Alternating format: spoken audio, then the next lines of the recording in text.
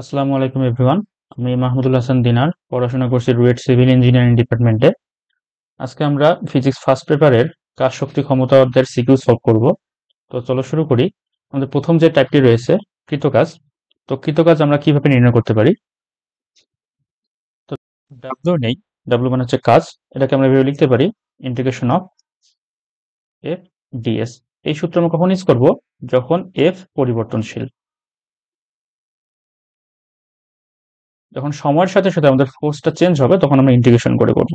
আর যদি ভেক্টর ফর্মে লিখতে চাই, ডাব্লিউ ইকুয়ালস টু কি হবে? ডাব্লিউ ইকুয়ালস টু হবে এফ ডট ডিএস, মানে বল এবং সরণের ডট গুণফল। তাহলে এটাকে যদি আমি ডট গুণফল করি তাহলে কি পাবো আমরা? এফ এস কস থিটা পাবো, তাই না? তাহলে যদি কস থিটা বা থিটা যদি 0 ডিগ্রি হয়, থিটা কখন 0 ডিগ্রি হবে? যখন বল ও সরণের দিক কি হবে? সমান, মানে একই দিকে হবে। বল ও সরণের দিক যখন সেম হবে তখন কি হবে? Theta equals two 0। Theta equals two যদি 0 হয় তাহলে cos 0 ডিগ্রির মান আমরা কত জানি? cos 0 ডিগ্রির মান 1। তাহলে আমাদের w কি দাঁড়াবে? w দাঁড়াবে হবে এফ এস। ঠিক আছে। এখন যদি আমাদের এফ ভার্সেস এস যদি গ্রাফ দেওয়া থাকে, মানে বল ভার্সেস সরণ গ্রাফ দেওয়া থাকে, তখন কি হবে? তখন আমাদের কাজ হবে w equals to F into area. ওই যে গ্রাফটা পাবো সেই গ্রাফের এরিয়া। তাহলে আমরা মোটামুটি কাজ পেয়ে যাব। তো চলো আমরা প্রশ্ন সলভ করি। তো প্রথমে আমাদের যে প্রশ্নটি রয়েছে, দেখো কি বলছে। 50 কেজি ভরের একজন শ্রমিক 20 কেজি ভরের একটি বস্তু নিয়ে চিত্রানুযায়ী ঢাল বেয়ে কিউ বিন্দুতে পৌঁছালো। তাহলে এখানে ব্যক্তির ভর কিন্তু 50 কেজি এবং শ্রমিকের ভর 20 কেজি, এই দুইটা যোগ করতে হবে, 70 কেজি করতে হবে। তাহলে আমরা কি পেলাম? তাহলে আমরা এখান থেকে পেলাম M equals to 70 KG. Sorry, M equals to 70 KG. এরপরে দেখো, ঢাল বেয়ে প্রথমে পি কিউ পথ ব্যবহার করেছে। তাহলে প্রথমে পি কিউ ঢাল বেয়ে উঠেছে এবং এখানে কি দেখো বলা আছে পি কিউ হচ্ছে 5 মিটার। তাহলে পি কিউ কত? পি কিউ হচ্ছে 5 মিটার। তাহলে প্রশ্নে কি বলেছে? পি বিন্দু থেকে কিউ বিন্দুতে পৌঁছাতে কৃত কাজের পরিমাণ নির্ণয় করো। তাহলে দেখো এটা এখানে কাজ কি রকম কিভাবে হবে? এখানে কাজ হবে অভিকর্ষ বা মহাকর্ষ বলের বিরুদ্ধে কাজ হবে, এবং মহাকর্ষ বল কি করে? সবসময় ভার্টিক্যালি বা উলম্ব বরাবর কাজ করে। তো আমাদের কি করতে হবে? আমাদের এই যে উলম্ব দূরত্বটা বা উচ্চতা, এইটা বের করে নিতে হবে। কিউ বিন্দুর উচ্চতা সেটা আমরা বের করবো আগে। তাহলে মোটামুটি আমরা এইচ পেয়ে যাবো। এইচ পেয়ে গেলে এম জি এইচ করে হয়ে যাবে। তো দেখো, তাহলে আমরা কি করি? ত্রিভুজটা আঁকি। এটা ছিল পি, এটা ছিল কিউ, এবং এখানে ছিল থিটা হচ্ছে 35 ডিগ্রি।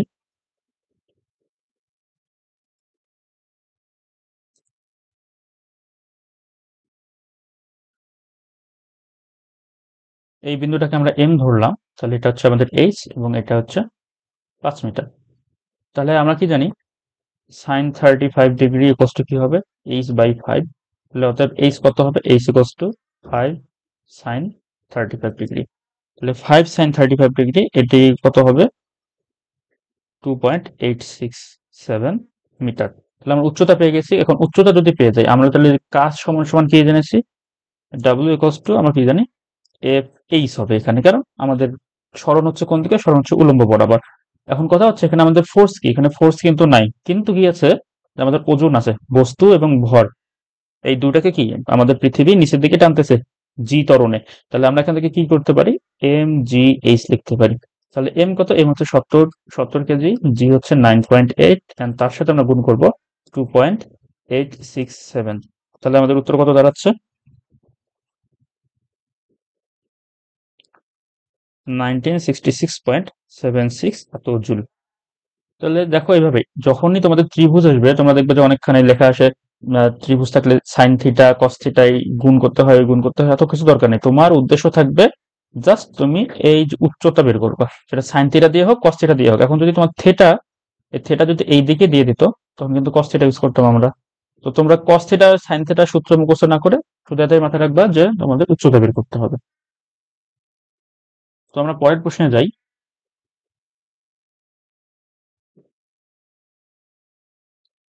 দেখো এখানে কি বলেছে? একটি কণার উপর এফ এফ নিউটন বল, মানে দেখো তোমার একটা বল দেয়া আছে এবং সেটা ভেক্টর ফর্মে। বল প্রয়োগ করায় পি বিন্দু হতে কিউ বিন্দুতে স্থানান্তরিত হয়। তাহলে পি কিউ সরণের জন্য কৃতকাজ নির্ণয় করতে বলেছে। তাহলে দেখো আমরা সরণ সবসময় কিভাবে কাউন্ট করতাম, সরণ কাউন্ট করতাম শেষ বিন্দু মাইনাস আদি বিন্দু, এভাবে কিন্তু সরণ হিসাব করা হয়। মাথায় রাখবা, সরণ সবসময় হিসাব করা হয় কিভাবে, শেষ বিন্দু মাইনাস আদি বিন্দু। তাহলে আমাদের পি কিউ পথে গিয়েছে, মানে পি থেকে শুরু করে কিউতে গিয়েছিল, তাহলে আমরা সরণ কিভাবে হিসাব করব, কিউ মাইনাস পি। তার মানে আমি যদি পি কিউ লিখতে চাই, যদি পি কিউ সরণ ভেক্টরটা বের করতে চাই, তাহলে সেটাকে কি লিখতে হবে, সেটাকে লিখতে হবে Q vector minus P vector. তাহলে কিউ ভেক্টর কত, 3i minus 2j and then plus 1k, এবং তার সাথে আমি কি করব, পি ভেক্টরটা বিয়োগ করে দিব। পি ভেক্টর যদি বিয়োগ করি তাহলে minus 2i plus J minus 3k। তো এটা বিয়োগ বিয়োগ করলে আমাদের বিয়োগফল দাঁড়ায় হচ্ছে i minus 3j plus 4k। তাহলে আমরা পি কিউ সরণ ভেক্টর পেয়ে গেলাম, এবং আমাদের এখানে কি বল ভেক্টর দেয়া আছে। তাহলে আমরা কাজ সমান সমান কি জানি, কাজ সমান সমান জানি এফ ডট এস। তাহলে কি হচ্ছে, এফ দেয়া আছে 2i plus 3j minus 2k, এবং তার সাথে আমরা কি করব, ডট গুণফল করব i minus 3j plus 4k। তাহলে দেখো ডট গুণফল কি হবে, জাস্ট i এর সাথে i, j এর সাথে j, k এর সাথে k গুণ হয়ে যোগ হয়ে যাবে। তাহলে দেখো কি হয়, 2 1 2 মাইনাস 3 3 9 মাইনাস 4 2 8। তাহলে কত হচ্ছে, 8 9 17, 17 থেকে 2 যদি যায় তাহলে কত থাকে, 15। তাহলে কাজ কত হচ্ছে, মাইনাস 15 জুল।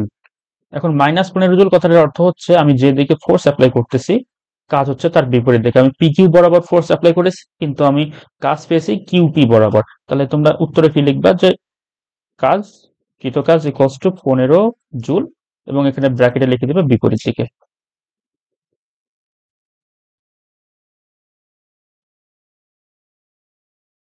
তো চলো পরের প্রশ্ন সলভ করি।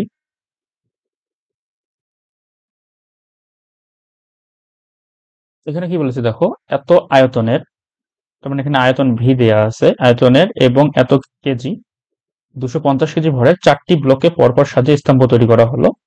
ঘ নম্বরে বলেছে স্তম্ভটিকে অনুভূমিকের সাথে 30 ডিগ্রি কোণে আনত রাখতে কাজ ও উদ্দীপকে বর্ণিত স্তম্ভ তৈরিতে কাজের তুলনামূলক গাণিতিক বিশ্লেষণ করতে বলেছে। অর্থাৎ তাহলে একটু সিনারিওটা চিন্তা করো, সিনারিও কিরকম হবে। প্রথমে আমরা 4টা ব্লককে, আমার উদ্দীপক অনুযায়ী 4টা ব্লককে আমরা একটার উপর একটা এইভাবে সাজিয়ে রেখেছিলাম। এইভাবে তৈরি করতে যে কাজ হবে, এবং এটাকে যদি আমরা এইভাবে একটু হালাই, কত কোণে হালানোর কথা বলেছে, 30 ডিগ্রি কোণে। তো আমরা যদি ভূমির সাথে 30 ডিগ্রি কোণে আমরা হেলিয়ে দেই তাহলে কি হবে, মনে করি তাহলে এখানে একটা ব্লক, দুটা ব্লক, তিনটা ব্লক, 4টা ব্লক। তাহলে এইখানে আমাদের কৃতকাজ কত, তাহলে আমাদের এখানে একবার কৃতকাজ বের করতে হবে, এটার জন্য কৃতকাজ বের করতে হবে, তারপর দুটোর মধ্যে তুলনা করতে হবে। তো চলো আমরা শুরু করি, প্রথমবারের জন্য আমরা কৃতকাজ বের করি। তো আমাদের কৃতকাজের সংজ্ঞা কি, মানে সূত্র কি, সূত্র হচ্ছে আমরা কি জানি, W equals to M G H. কেন, এম জি মানে হচ্ছে ফোর্স, এইচ মানে হচ্ছে দূরত্ব, তার মানে কি হচ্ছে ফোর্স টাইমস সরণ, আলটিমেটলি সেটাই হয়। তো এখন আমরা এইচ কিভাবে পাবো, এখন দেখো এখানে আয়তন দেয়া আছে, আমরা ধরে নিচ্ছি যে ব্লক গুলো বর্গাকার। তাহলে যেহেতু ভি দেয়া আছে, ভি মানে কি আমরা জানি, যদি আমরা সেগুলো বর্গাকার ব্লক হয় মানে কি ঘনাকার ব্লক হবে, ঘনকাকার, তাহলে সেখানে কি হচ্ছে, আমরা জানি V equals to A cube হবে। হ্যাঁ, এই মানে প্রত্যেকটা ধার। তাহলে আমরা এটা এ কে এইচও লিখতে পারি। তাহলে এইচ কত আসবে, এইচ আসবে হচ্ছে রুট ওভার, মানে কিউব রুট অফ 0.125। তাহলে এটা যদি আমরা হিসাব করি তাহলে আমাদের উচ্চতা কত আসবে, 0.5 মিটার। উচ্চতা আসছে 0.5 মিটার। এখন আমরা কি করব, এখানে আসবো, এখন ডাব্লিউ ইকুয়ালস টু, এখন আমাদের জাস্ট এম জি এইচ দিলে হবে না, কারণ হচ্ছে আমাদের ভর কেন্দ্রে সরণ লাগবে। তাহলে তোমরা ব্লকের ক্ষেত্রে একটা জিনিস মাথায় রাখবা, এখানে আমাদের কোন সূত্র কাজে লাগবে, এখানে লাগবে হচ্ছে N C to M G H. এই এইচ কিন্তু এই প্রত্যেকটা এম এবং এইচ এটা হচ্ছে একটা করে ব্লকের ভর এবং একটা করে ব্লকের উচ্চতা, এন্ড সবগুলা ব্লকের জন্য আমরা এখানে যে এন সি টু নিয়েছি। তাহলে কাহিনী কি দাঁড়াচ্ছে, তাহলে এন কত, এখানে 4টা ব্লক আছে, তাহলে আমরা কি দেবো 4c2। ভর কত, একটা ব্লকের ভর হচ্ছে 250 কেজি, তো আমরা 250 কেজি দিব ইন্টু 9.8 ইন্টু উচ্চতা কত 0.5। তাহলে আমাদের উত্তর কত দাঁড়ায়? 7350, 7350 জুল। এটা তোমরা ক্যালকুলেটরেই করতে পারবে, অথবা n × n - 1 ডিভাইডেড বাই 2 দিয়েও করতে পারো। এসএসসি তে পড়ে আসছো তোমরা। তাহলে আমরা প্রথম ক্ষেত্রে কাজ পেলাম, এবং দেখতে হবে দ্বিতীয় ক্ষেত্রে আমাদের কাজ কি রকম হয়। তো দ্বিতীয় ক্ষেত্রে একটু সিনারিওটা চিন্তা করো কিরকম হচ্ছে। আমাদের যে স্তম্ভ সেটা হেলে গিয়েছে 30 ডিগ্রিতে, 30 ডিগ্রিতে 1 2 3 4টা। এবং কিন্তু প্রথমে কি রকম ছিল, প্রথমে ছিল হচ্ছে এইরকম 1 2 3 4। তাহলে প্রথমে এর ভর কেন্দ্র ছিল এই জায়গায়, পরবর্তীতে এর ভর কেন্দ্র আসবে এই জায়গায়, তাই নয় কি? পরবর্তীতে ভর কেন্দ্র কোথায় আসবে? এই জায়গায় আসবে। তাহলে এই যে ভর কেন্দ্র যে পরিবর্তন করলাম, ভর কেন্দ্রের পরিবর্তনটাই হবে আমাদের নতুন এইচ। তাহলে আমরা কি করবো? তো এটাকে আমরা যদি এইচ প্রাইম ধরি, তাহলে আমাদের যে কৃতকাজ হবে, সেকেন্ড কৃতকাজ W2 কত হবে? mg এইচ প্রাইম হবে। কারণ আমরা ভর কেন্দ্রটাকে, আমরা এসবের ক্ষেত্রে ভর কেন্দ্র নিয়ে কাজ করি। আমরা এই বস্তুটাকে সরিয়ে এখানে নিয়ে আসছি, তাহলে ভর কেন্দ্রটুকু কতটুকু নিচে নেমে গেল? ভর কেন্দ্র কিন্তু এই যে এতটুকু নিচে নেমে গেছে। তাহলে আমাদের এই যে উচ্চতাটা, এটাকে আমরা ধরতেছি এইচ প্রাইম। ঠিক আছে, এটা আমাদের বের করতে হবে। তাহলে এটা আমরা কিভাবে বের করবো একটু খেয়াল করো। যদি প্রথমবার স্তম্ভের কথা চিন্তা করি, প্রথমবার স্তম্ভের উচ্চতা কত হবে? স্তম্ভের আদি উচ্চতা যদি বের করতে চাই, স্তম্ভের আদি উচ্চতা কত? একটা করে ব্লকের উচ্চতা হচ্ছে 0.5 মিটার। তাহলে 4টা ব্লক ছিল, 4টা ব্লকের জন্য কত হবে? 4 × 0.5 মানে হচ্ছে 2 মিটার। তাহলে এর ভর কেন্দ্র কোথায় হবে? তাহলে ভর কেন্দ্র কত হবে? এর ঠিক মাঝখানে হবে। তাহলে কত হচ্ছে? 1 মিটার। এখন দেখবো 30 ডিগ্রি কোণে যদি আমরা হালাই স্তম্ভটাকে, তাহলে আমাদের ভর কেন্দ্রটুকু কতটুকু সরে আসবে। তো যখন নতুন স্তম্ভের নতুন পজিশনে আমরা আসব, তখন চিন্তা করি এরকম, এখানে আছে। তাহলে আমাদের ভর কেন্দ্রের উচ্চতা ধরলাম এইটুকু হচ্ছে এক্স, এইটুকু উচ্চতা হচ্ছে এক্স। ঠিক আছে, তাহলে দেখো আমাদের এখন কাহিনী কি হচ্ছে, এবং এর অ্যাঙ্গেলটা কিন্তু থিটা, মানে যেটা 30 degree, theta equals two 30 degree. তাহলে এখানে ভর কেন্দ্রের অবস্থানটা কোথায় হবে সেটা বের করতে হবে আমাদের। একটা জিনিস খেয়াল করো, আমরা কি বের করছি? প্রথম অবস্থায় ভর কেন্দ্র কোথায় ছিল? মিটারে। 1 মিটার কোথায় ছিল? ঠিক মাঝখানে। এইটুকু হচ্ছে 1 মিটার। এখন দেখো এই পুরোটা কিন্তু 2 মিটার, পুরাটাই কিন্তু কত? 2 মিটারই থাকতেছে। তাহলে এই যে অংশটুকু 1 মিটার, এবং এই অংশটুকু 1 মিটার। তাহলে আমাদের এখানে এটি 1 মিটার। তাহলে আমরা যদি এই যে অংশটুকু যদি আমরা কেটে নিয়ে আসি, এই অংশটুকু আমরা নিয়ে আসি এখন, তাহলে কি হচ্ছে? এটা আমরা 1 মিটার নিলাম, এবং এদিকে আমরা এক্স বের করব, এদিকে থিটা আছে, এটা 1 মিটার। তাহলে আমরা কি জানি? Sine 30 degree equals to x/1। অর্থাৎ এক্স ইকুয়ালস টু কত হবে? x equals to 1 sine 30 degree, sine 30 ডিগ্রির মান হাফ, তার মানে কত হচ্ছে? 0.5 মিটার। তাহলে দেখো এখন তাহলে নতুন ভর কেন্দ্রের উচ্চতা কত? নতুন ভর কেন্দ্রের উচ্চতা 0.5 মিটার। তাহলে ভর কেন্দ্রের পরিবর্তন কতটুকু হলো? তাহলে ভর কেন্দ্রের পরিবর্তন,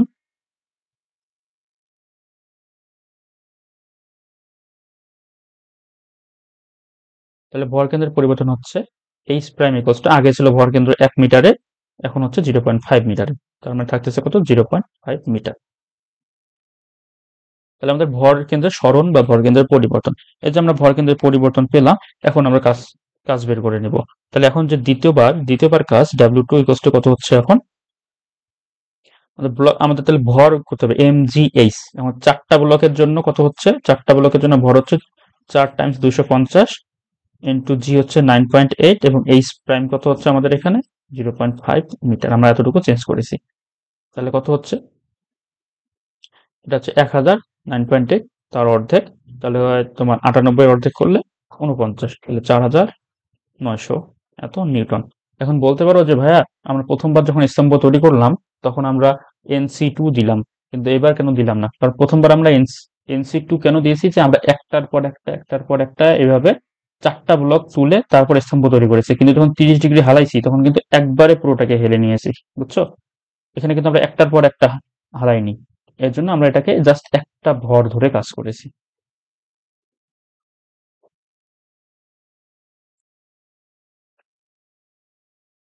তো চলো এরপরে আর কিছু ম্যাথ দেখি।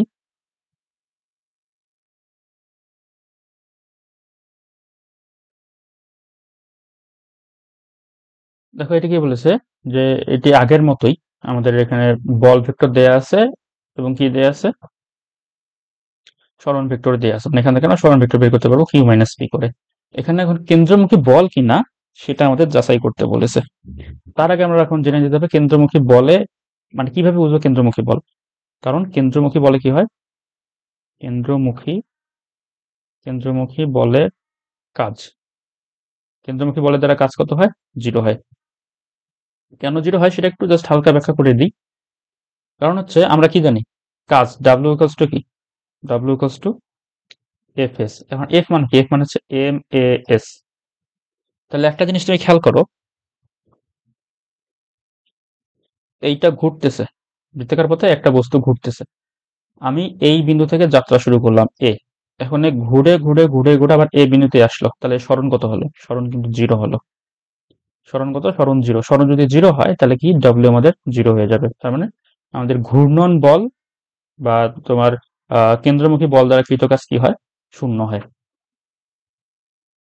তো আমরা কাজ আগে বের করে দেখি যে এটা শূন্য হয় কিনা। যদি শূন্য হয় তাহলে কেন্দ্রমুখী বল ছিল, না হলে ছিল না। তাহলে আমরা কি জানি W equals to F, F bar dot S. তাহলে আমরা এখন এসটা বের করে নিই। এস, এস ইকুয়ালস টু কি হচ্ছে দেখো, কিউ মাইনাস পি। তাহলে কিউ কত আছে, কিউ হচ্ছে -3 + 6 আই ক্যাপ, দেন প্লাস হচ্ছে -8 -7 জে ক্যাপ, দেন 4 + 1 কে ক্যাপ।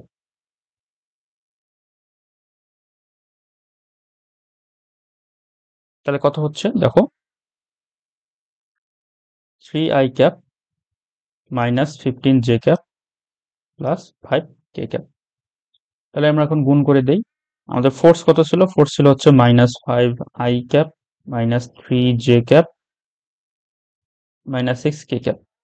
এর সাথে আমরা গুণ করব এইটা, ডট গুণফল 3 I cap -15 J cap plus 5 K cap. এখন কি করবো, জাস্ট আই এর সাথে আই, জে এর সাথে জে, কে এর সাথে কে গুণ করে যোগ করে দিব। যোগ করলে কত আসতেছে,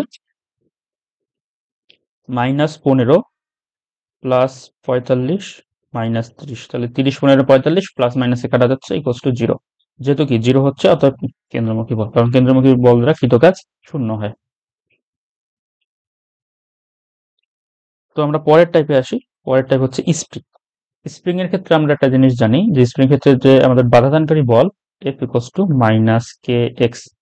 F equals to minus K X কেন হচ্ছে, এটা যদি একটু শর্টলি ব্যাখ্যা করতে চাই, এটা একটা স্প্রিং আছে, আমি যদি উপর থেকে একটা ফোর্স দেই এফ পরিমাণে, স্প্রিংটা সংকুচিত হয়ে যাবে। কিন্তু আমি যখন এই ফোর্সটা সরাই নিব, স্প্রিংটা কি করবে, আবার এই দিকে যাবে। তাহলে দেখো তো এই যে এই সেম ফোর্স, আমি যে ফোর্স দিয়ে স্প্রিংটাকে সংকুচিত করব, এই একই পরিমাণ এফ পরিমাণ ফোর্স দিয়ে স্প্রিংটি আগের অবস্থায় ফিরে আসবে। তাহলে এই যে আগের অবস্থায় স্প্রিংটি ফিরে আসতেছে, তাহলে এটা হচ্ছে স্প্রিং এর বাধাদানকারী বল। যেহেতু উপরের দিকে কাজ করতেছে, আমি যেদিকে ফোর্স দিয়েছি তার উল্টা দিকে কাজ করছে, সেহেতু এটা নেগেটিভ হচ্ছে। তো তোমরা normally F equals to K x দিয়েই ধরবা, বেশি কমপ্লেক্স করবা না।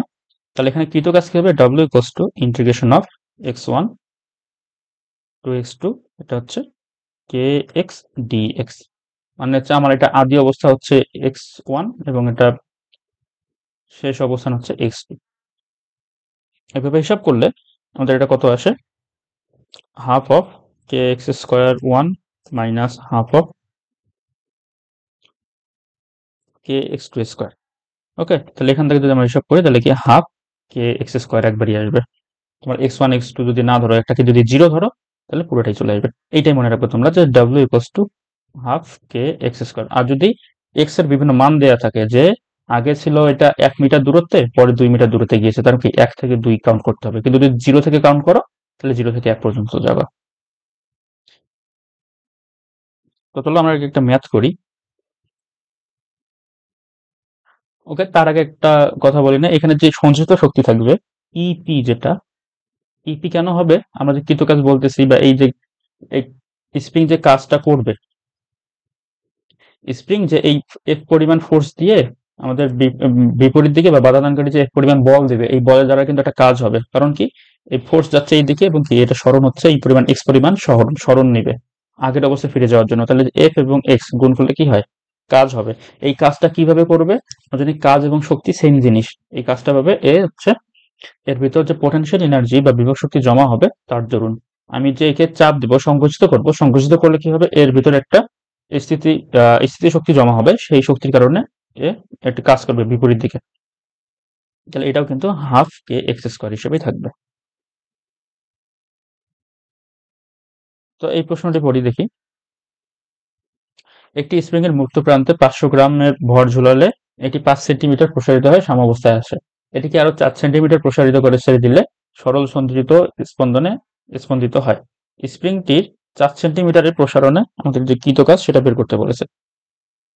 তো আমরা কি জানি, W equals to K X square. আমরা মাইনাস দিলাম না, হ্যাঁ, শুধু আমরা মান নিয়ে কাজ করব। এখন দেখো, আমি এখানে এক্স তো জানি, এক্স কত, এক্স হচ্ছে 4 সেন্টিমিটার, কিন্তু কে কিভাবে বের করব? তো কে বের করার জন্য আমাদের যেটা লাগবে, আমরা কি জানি, F equals to K X. তাহলে কে ইকুয়ালস টু কি হবে, K equals to F divided by X. এখন এফ কত দেখো, এফ হচ্ছে, এফ তো নাই কিন্তু আমাদের ওজন আছে 500 গ্রাম ভরের জন্য, কি আমরা একটা ওজন পাবো, তাই না? ওজন মানে কি, ফোর্স। তাহলে এটা কি 500 মানে কি 0.5 ইন্টু 9.8। এখন দেখো, আমি এক্স কি নেব, এক্স কি আমি 4 সেন্টিমিটার নিব নাকি 5 সেন্টিমিটার নেব? এখন দেখো, আমাদের যে ওজনটা আছে, ওজন কিন্তু এক প্রকারের বল। তা ওজনের জন্য আমার সরণ হয়েছে কত, 5 সেন্টিমিটার। তাহলে আমাকে এই যে আমি যে ওজন নিব তার জন্য সরণ নিতে হবে। তাহলে 5 সেন্টিমিটার মানে কি 0.05 মিটার। তো এখান থেকে আমি কে পাবো, কে পাবো হচ্ছে 98 নিউটন পার মিটার। তো আমি এখন এই যে কে পেলাম, একটা স্প্রিং এর কে কিন্তু ধ্রুবক থাকে, সেটা যে কোনো সরণের জন্য ইউজ করা যেতে পারে, ঠিক আছে? তাহলে আমি এখন এই কে এখানে বসাবো 98 ইন্টু এক্স স্কোয়ার। তাহলে আমি এক্স মানে 4 সেন্টিমিটার মানে কি 0.04 স্কোয়ার। তো এটা হিসাব করলে কত আসে, এখানে একটা হাফ আছে, সরি, হাফ ছিল, হাফ কে এক্স স্কোয়ার। তাহলে 0.078, 0.078 এত জুল। এরপরে আমাদের যে টাইপ রয়েছে সেটা হচ্ছে বিভব শক্তি। তো বিভব শক্তি আমরা কি জানি, বিভব শক্তি হচ্ছে ইপি, যেটা ইপি বা potential energy equals to MGH. এটাকে আমরা, এই বিভব শক্তিটা অনেক সময় গতিশক্তিতে পুরোপুরি রূপান্তরিত হয়ে যেতে পারে, যেটাকে আমরা হাফ এম ভি স্কোয়ার দিয়ে লিখতে পারি। EP equals to MGH. এবং অনেক সময় কি হয়, গতিশক্তিটি বিভব শক্তিতে রূপান্তরিত হয়। কখন হয়, ধরো যে আমরা একটা কোনো মিনারের চূড়া বা বিল্ডিং এর উপর থেকে কোনো একটা বস্তু যদি ফালাই দিই, মানে প্রথমে যদি আমি বস্তুটাকে উপরের দিকে নিয়ে যাই, এখানে নিয়ে আসলাম বস্তুটাকে, তাহলে এর মধ্যে কি হলো, কোনো গতিশক্তি নাই, পুরোটাই বিভব শক্তি। যখন আমি একে ছেড়ে দিব, এর মাঝে যে পুরোটা বিভব শক্তি জমা ছিল, এর ভূমিতে আসার সাথে সাথে কি হবে, সেটা পুরোটাই গতিশক্তিতে রূপান্তরিত হবে। তার মানে সর্বোচ্চ বিভব শক্তি ইকুয়ালস টু সর্বোচ্চ গতিশক্তি। তো আমরা ম্যাথ করি, ম্যাথ করলে বোঝা যাবে।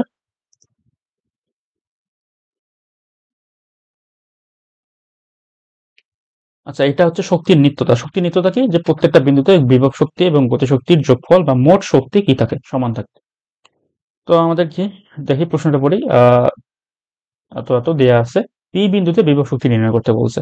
তাহলে পি বিন্দুর উচ্চতাকে আমাদের বের করতে হবে। কথা হচ্ছে, দেখো পি বিন্দুর উচ্চতা কিন্তু দেয়া আছে, পি বিন্দুর উচ্চতা 50 মিটার। তো আমরা কি করবো, সরাসরি আমরা শক্তি ইউজ করবো, মানে এইচ ইকোয়াস টু কি, এইচ ইকোয়াস টু হচ্ছে 50 মিটার। তাহলে আমরা কি জানি, EP, EP equals to M G H. তাহলে ভর কত, ভর হচ্ছে 5 কেজি ইন্টু 9.8 ইন্টু 50। তাহলে এটা আসে 2450 এত জুল। তাহলে আমরা গ নাম্বার করে ফেললাম। দেখো ঘ নাম্বারে কি বলেছে, ঘ নাম্বারে কিউ এবং আর বিন্দুতে আমাদের শক্তি নির্ণয় যাচাই করতে বলছে, মানে এর অনুপাত 1 হবে, মানে কি দুটাই সমান হবে। তো দেখি আমরা কিউ বিন্দুতে কিভাবে আমরা টোটাল শক্তি নির্ণয় করতে পারি। তো আমাদের কি করব, আমরা আগে এইচ কিউ, পি কিউ বা কিউপি বের করব, মানে হচ্ছে পি এবং কিউ এর দূরত্ব। এই যে কিউ বিন্দু পি থেকে কতটা নিচে আছে সেটা আমরা বের করব।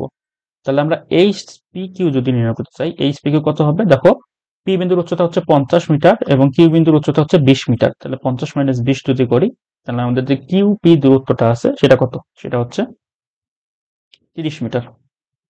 এতটুকু আমি পেলাম। তাহলে এই 30 মিটার যদি পেলাম, তাহলে বস্তুটাকে কিন্তু দেখো উপর থেকে নিচে ছেড়ে দেওয়া আছে। তাহলে এই যে উপরে কিন্তু এর বেগ ছিল 0, বিভব শক্তি ছিল সর্বোচ্চ। কিন্তু যখন কিউ বিন্দুতে আসবে, এই পর্যায়ে আসবে, এই পর্যায়ে কি এর বিভব শক্তি কমে যাবে, এবং যতটুকু বিভব শক্তি কমে যাবে ততটুকু কি হবে, ততটুকু আমাদের গতিশক্তিতে পরিণত হবে। তাহলে আমরা এই পর্যায়ে গতিশক্তিটা বের করতে চাচ্ছি, যে কতটুকু বেগ অর্জন করছে, তাহলে আমরা গতিশক্তি বের করতে পারবো। তাহলে আমরা কি জানি, তাহলে আমরা যদি ভি কিউ বের করতে চাই, তাহলে ভি স্কোয়ার ইকুয়ালস টু কি ইউ স্কোয়ার প্লাস 2g, এখন এইচ, এইচ কি হবে, এইচ পি কিউ ধরবো আমরা। তাহলে ইউ কিন্তু 0 ছিল, আমরা একদম শুরু থেকে উপর থেকে ছেড়ে দিয়েছিলাম। তাহলে ভি কিউ স্কোয়ার কত আসছে, 2 × 9.8 × 30। তাহলে এটা কত হয়, এটা আসছে 588 metre square per second square. কেন, এই যে ভি স্কোয়ার রাখলাম, এটাকে রুট করার দরকার নেই, কারণ আমরা তো ই কে বের করবো, তাই না? ই কে কিউ বিন্দুতে, কিউ বিন্দুতে ই কে বের করবো, হাফ এম ভি স্কোয়ার, মানে ভি স্কোয়ারই লাগতেছে। তাহলে half M V Q square. তাহলে দেখো কি, হাফ ইন্টু ভর কত, ভর হচ্ছে 5 KG, into V Q square কত, V Q square 588 metre square per second square.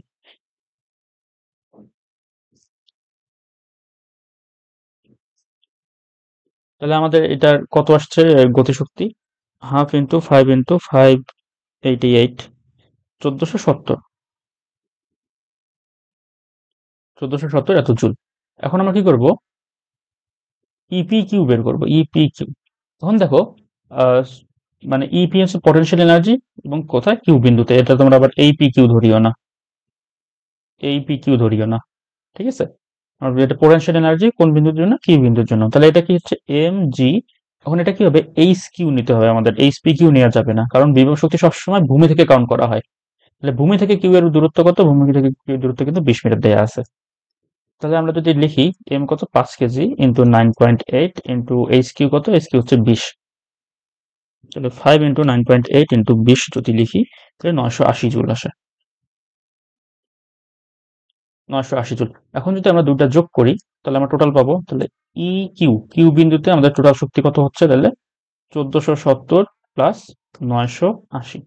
যদি আমরা হিসাব করি, 980 প্লাস 1470, তাহলে আসে কত, 2450 জুল, 2450 জুল। এটা কোন বিন্দুতে পেলাম আমরা, এটা কিউ বিন্দুতে পেলাম। একইভাবে আমাদের আর বিন্দুতে দেখো হিসাব করতে হবে।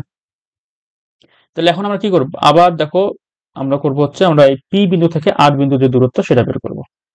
সেটা বের করবো কেন, তাহলে আমরা জানতে পারবো যে এর থেকে যে যে পরিমাণ বিভব শক্তি কমে গেল, সেটা গতিশক্তিতে আসছে। তাহলে গতিশক্তিটা কত, এখান থেকে আমরা ভি বের করবো, ভি বের করলে আমরা গতিশক্তি পেয়ে যাবো। তাহলে এই দূরত্বটা কত, এইটুকু হচ্ছে এইচ পি আর। ঠিক আছে, তো এইচ পি আর কত, এইচ পি আর হচ্ছে 50 - 10 মানে 40। তাহলে আমরা যদি বের করি, এইচ পি আর কত, এইচ পি আর হচ্ছে 50 - 40, সরি 50 - 10 ইকুয়ালস টু 40 মিটার। তাহলে আমরা এখন কি করবো, ভি আর স্কোয়ার মানে আর বিন্দুতে বেগ কত সেটা বের করবো। ইউ তো 0 আমরা জানি, তাহলে 2g এইচ কি হবে, এইচ পি আর হবে। ঠিক আছে, 2 × 9.8, এইচ পি আর কত, 40। তো এটা যদি আমরা হিসাব করি, তাহলে আমাদের বেগ আসছে 784 metre square per second square. এখন আমরা কি জানি, এখন আমরা বের করবো হচ্ছে ই, ই কে আর বের করবো, মানে আর বিন্দুতে কাইনেটিক এনার্জি। তাহলে কত হচ্ছে, হাফ এম ভি আর স্কোয়ার। তাহলে হাফ ইন্টু ভর হচ্ছে 5 কেজি, এবং ভি, যে ভি আর স্কোয়ার আমরা সরাসরি জানি 784। এই জন্য আমি কিন্তু তোমাদের রুট করতে মানা করছি আর কি। হ্যাঁ, একবার রুট করে আবার স্কোয়ার করার কোনো দরকারই হয় না। তাহলে এটা কত আসছে, হাফ ইন্টু 5 × 784, তাহলে 2892, 2892 এত জুল আসছে। আর আমরা কি করি, ই পটেনশিয়াল আর বিন্দুতে। তাহলে কত হচ্ছে, এম জি এইচ আর, তাই না? তাহলে এম কত, এম হচ্ছে 5 কেজি, জি কত, জি হচ্ছে 9.8, এবং আর এর উচ্চতা, আর এর উচ্চতা দেখো কত, আর এর উচ্চতা কিন্তু 10, 40 নেওয়া যাবে না, ভূমি থেকে আর এর উচ্চতা কাউন্ট করতে হবে। বিভব শক্তি সবসময় কত থেকে হয়, ভূমি থেকে হয়। তাহলে এটা কত নিব আমরা, 10।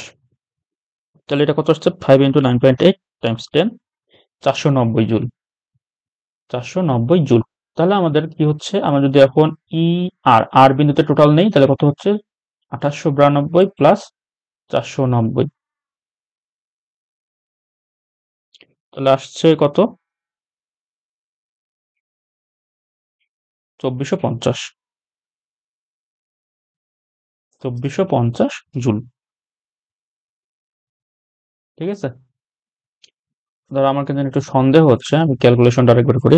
1/2 × 5 ×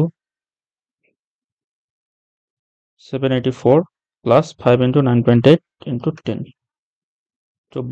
5 × 9.8 × 10, 1/2 × 5 × 784, এটা 1960 অ্যাকচুয়ালি, ক্যালকুলেটর চাপতে ভুল করছি। 1960 প্লাস 490, হ্যাঁ 2450 জুল। তাহলে দেখো ই ই কিউ এবং ই আর দুটাই কিন্তু সেম, 2450 আসছে।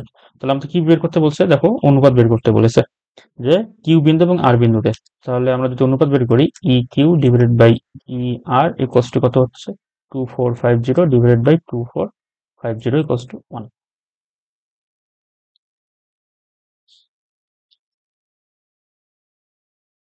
এরপরে ম্যাথে যাই আমরা।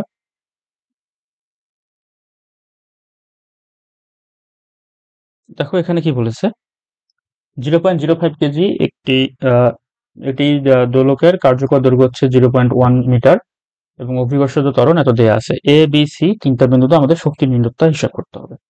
তো আমরা বি বিন্দু থেকে শুরু করি, কারণ বি বিন্দু সর্বোচ্চ উচ্চতায় আছে, এটা থেকে হিসাব করলে আমাদের সুবিধা হবে। তো আমরা কি করব, এ বি যে এটাকে আমরা ভূমি ধরে নেব, ঠিক আছে। আমাদের যে এ বিন্দু আছে সেটাকে আমরা ভূমি ধরে এটাকে জিরো বিন্দু ধরে আমরা হিসাব করা শুরু করব, তাহলে সুবিধা হবে আমাদের জন্য। তাহলে দেখো আমি যদি প্রথম ত্রিভুজটা আঁকাই বি বিন্দুর জন্য, তাহলে এটা হচ্ছে আমাদের এ বিন্দু, ও বিন্দু এবং এটি হচ্ছে বি বিন্দু, ঠিক আছে। এবং এই যে এটাকে আমি যদি ডি দেই, তাহলে কি হচ্ছে দেখো, এই কোণটা ছিল হচ্ছে 20 ডিগ্রি। আমাকে বের করতে হবে এই যে ডি এ, এ ডি মানে কত উচ্চতায় আছে, অ্যাকচুয়ালি সাম্যাবস্থা এ বিন্দু কিন্তু সাম্যাবস্থা, এই বিন্দু থেকে কত উচ্চতায় আছে সেটা বের করতে হবে। তাহলে তোমরা একটু চিন্তা করে দেখি, যে এ ডি আছে এবং আমরা যদি ধরি যে এই ইয়াটার দৈর্ঘ্য, এর যে কার্যকর দৈর্ঘ্য সেটা যদি এল হয়, তাহলে দেখো ও বি এবং ও এ কিন্তু সেম, কারণ এই সেম সুতা কিন্তু এখানে এসে গেছে। তাহলে কি হবে, দুটাই এল হবে। তাহলে এ ডি ইকুয়ালস টু কি হচ্ছে দেখো, এল মাইনাস ওডি, তাই না।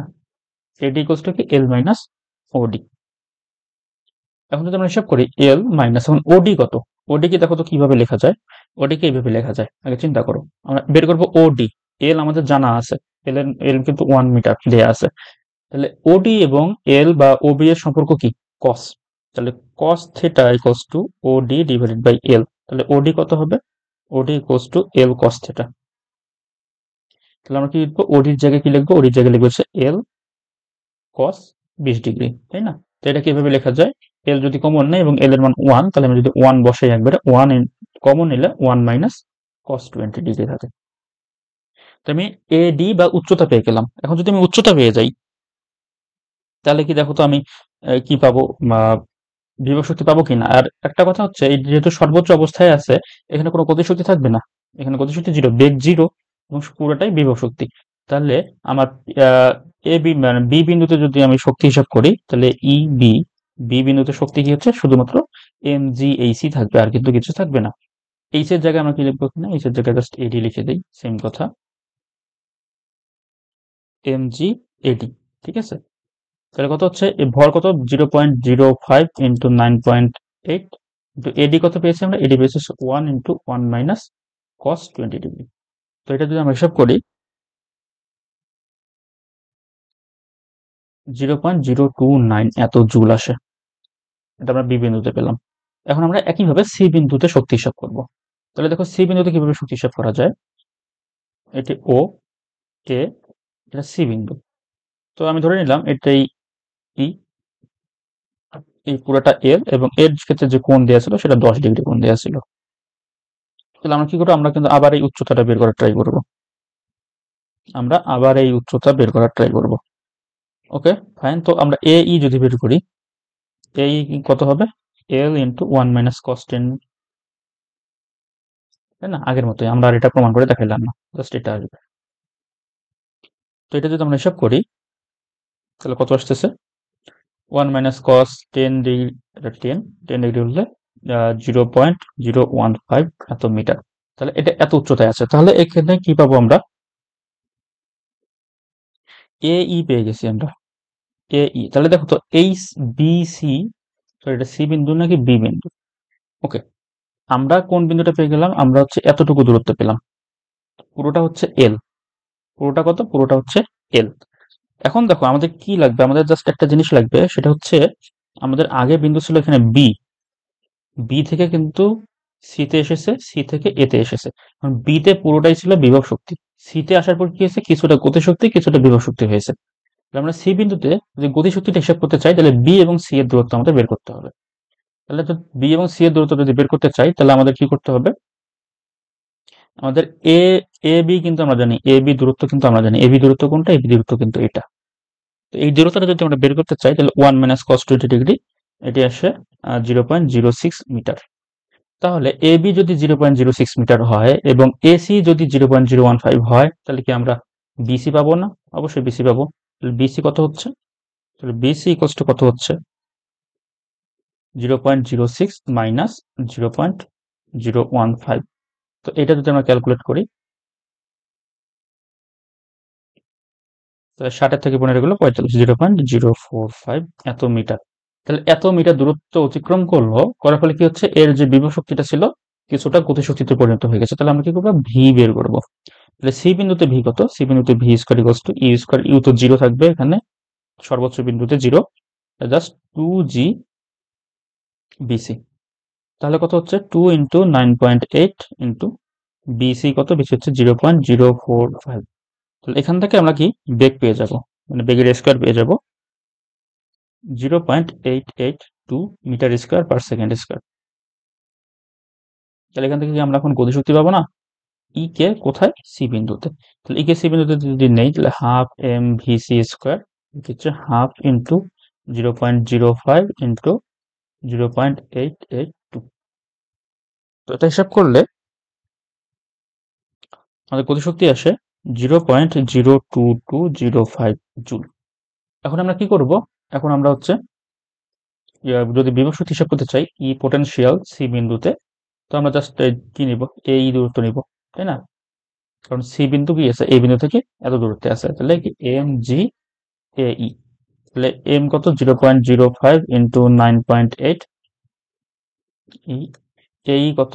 এ ই হচ্ছে আমরা পেয়েছি 0.015। তো যদি আমরা এটা হিসাব করি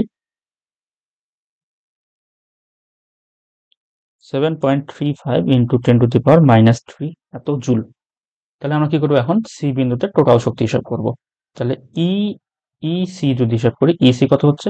এইটা প্লাস এইটা, তাহলে কত হচ্ছে? 0.02205 প্লাস 7.35 ইন্টু 10⁻³ এটা যদি আমরা দুটা যোগ করি 0.029 জুল চলে আসে। তাহলে দেখো এখানে আমরা একবার পেয়েছি 0.029 জুল, এবং এখানে কিন্তু আমরা 0.029 জুল পেলাম। এখন হচ্ছে কি এই বিন্দুতে আমাদের হিসাব করতে হবে। এখন দেখো এই বিন্দুতে কিভাবে হিসাব করব? এই বিন্দুতে কিন্তু কোনো বিভব শক্তি থাকবে না, এই বিন্দুতে কোনো বিভব শক্তি থাকবে না, পুরোটাই গতিশক্তি হবে। এখানে ভি ম্যাক্সিমাম এবং এইচ কিন্তু জিরো। এই যেহেতু জিরো মানে উচ্চতা জিরো, উচ্চতা জিরো হলে বিভব শক্তি থাকবে না। কিন্তু বিভব শক্তিটা কত হবে? আমরা আগেই বলে দিতে পারি যে 0.029ই হবে। কেন? কারণ হচ্ছে এই বি বিন্দুতে যে পরিমাণে বিভব শক্তি ছিল, সেই পুরো বিভব শক্তিটাই ট্রান্সফার হয়ে এই বিন্দুতে কি হয়েছে? বিভব শক্তি হিসেবে, সরি গতিশক্তি হিসেবে চলে আসছে। তারপরে আমরা এই বিন্দুতে আমরা গতিশক্তি বের করেই দেখাই কিভাবে আসে। এই বিন্দুতে তাহলে ভি এ স্কোয়ার বের করবো, V A square equals to U square plus 2জি এইচ, ইউ জিরো 2 ইন্টু 9.8 এবং এইচ। এইচ আমরা কিভাবে হিসাব করবো? এইচ আমরা হিসাব করবো বি থেকে এ দূরত্ব কত? বি থেকে এ দূরত্ব কত ছিল? দেখো এই যে এইটা ছিল, এডি ছিল, তাই না? বি বিন্দু মানে এডিটাই কিন্তু কি এই দূরত্বটা, এই দূরত্ব কিন্তু সেম, তাই না? এটা সেম দূরত্ব। তাহলে কি এটা আমরা পেয়েছি যে 0.06 মিটার ছিল। তো আমরা এখন ক্যালকুলেট করি 0.06 মিটার, তাই না? 0.06 মিটার। তাহলে এটা হিসাব করলে আমাদের বেগ কত আসে? 1.176 metre square per second square. তাহলে এখন কি বের করবো আমরা? ই কে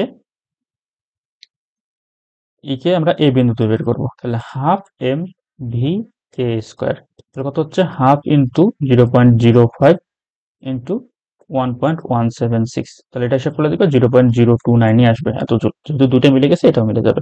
তাহলে এখানে আমরা কেন, তাহলে আমরা টোটাল হিসাব করলাম না কেন, তাহলে মানে কে এটাই কিন্তু আমাদের কে, বুঝছো?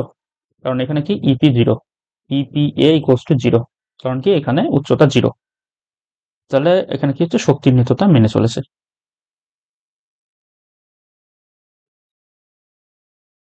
তো আমরা যদি পরবর্তীতে যাই, পরবর্তীতে আমাদের টাইপটি রয়েছে সেটি হচ্ছে কাজ শক্তি উপপাদ্য। তো কাজ শক্তি উপপাদ্য কি? কাজ শক্তি উপপাদ্য কিছুই না, এটি হচ্ছে just W equals to del E K, গতিশক্তির পরিবর্তন ইকুয়ালস টু কৃত কাজ, তার মানে কি E K two minus E K one. আমরা সবসময় পরিবর্তন কি করব, শেষ থেকে আদি বিয়োগ দিব। এটাকে কি লেখা যায়, half M V two square minus half M V one square. Okay, তো দেখি আমরা একটা ম্যাথ করি। দেখো প্রশ্নটা দেখো, যে গাড়িটি অনুভূমিক রাস্তায় 10 সেকেন্ডের মধ্যে স্থির অবস্থা থেকে 60 কিলোমিটার পার আওয়ার বেগ অর্জন করতে পারবে কিনা সেটা আমাদের বের করে দেখতে হবে। দেখো আমাদের কাছে ডাটা কি কি দেওয়া আছে, গাড়ির ভর দেওয়া আছে, চালকের ভর দেওয়া আছে, এবং 30 সেকেন্ড সময় লাগে এ থেকে বিতে যেতে, সেটা আমাদের দেওয়া আছে।